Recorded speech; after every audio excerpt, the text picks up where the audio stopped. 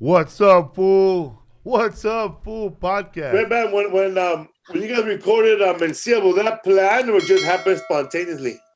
That definitely just happened. I was out in the patio and Ari Shafir came running out. It's like, Brian, you got any cameras on you? And I'm like, yeah, actually, I used to be like that Asian kid from what's that? Data. Yeah. I was Data. I was like, oh, what you talking about? I got it all, Dr. Jones. You got some cameras? You got some cameras, Redban? Right. And so I run in. I have no idea what's going on and filmed it. And it's so funny because it was so out of nowhere, but it was building up for a while. I think with Carlos in the comedy community, so many people were sick of him stealing their jokes, and there was a million stories. He's been thrown against the wall before by George Lopez. He's been, fucking their openers are like, dude, he just took my joke and stuff. And so when it happened, I already knew like, oh, this is important.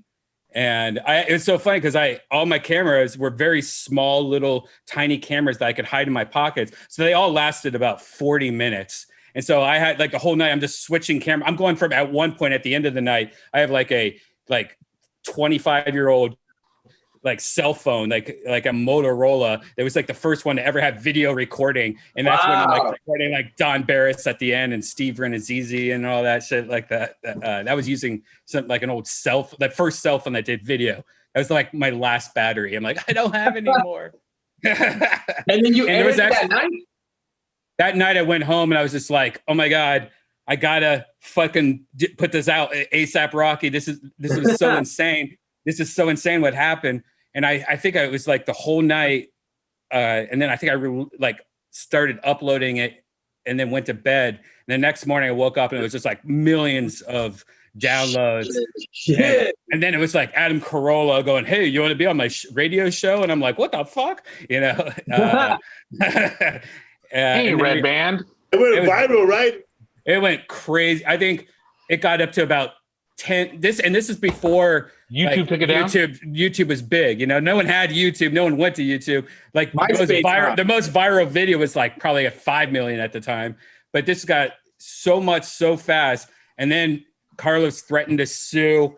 And then so YouTube banned all my accounts. And like this was years of videos, like those Joe shows and those Rogan shows. And then we got banned from the Comedy Store, and then Joe's managers like dropped them, and we're like, wait, we're the bad guys, like this, and then it got intense fast. It was just like, wait a second. But then that's probably the best thing that ever happened, because we kind of we snapped out of the hypnotic shit that we were in, like being at the same club every weekend and just relying on something so much that we didn't like expand our comedy. It was just the same. It was kind of like broken record syndrome, so I mean, I think I'm so glad it happened, especially for comedy, because I think especially for young comics growing up on that video, that it shows people like, hey man, that's your fucking art. That's your fucking thought.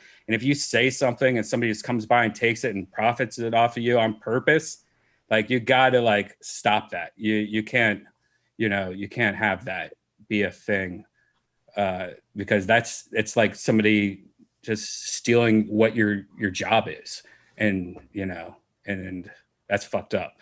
And that's why it kind of sucks that there's no, for comedians, there's no like, if you write a novel or you write a book, you publish that book and it gets dated like an official timestamp, and there's not that for comics. And the only thing that they can do now is pretty much live stream it or document it live. So there's a timestamp on it or a date. And so I recommend a lot of people, like the shit I did called Virtual Redban. It's just me in virtual reality. And I fucking get really stoned and really drunk. And that's when my mind's so open. And I'll say something. I'll be like, I have to take my goggles off and be like, all right, timestamp, episode number, date, July 5th, 1982. Like I have to say the exact timestamp. But now that's out for good on YouTube, Periscope. That's like, that would win in court, I guess, is what it's coming down to, because shit like that, blatant joke theft. And it's gotten to the point where that person even admitted it at one point. Then he stopped admitting it, and like he's going back and forth like Trump style. And a little Trump, bro. It's a sickness, and you know. So protect yourself as writers and performers. You know.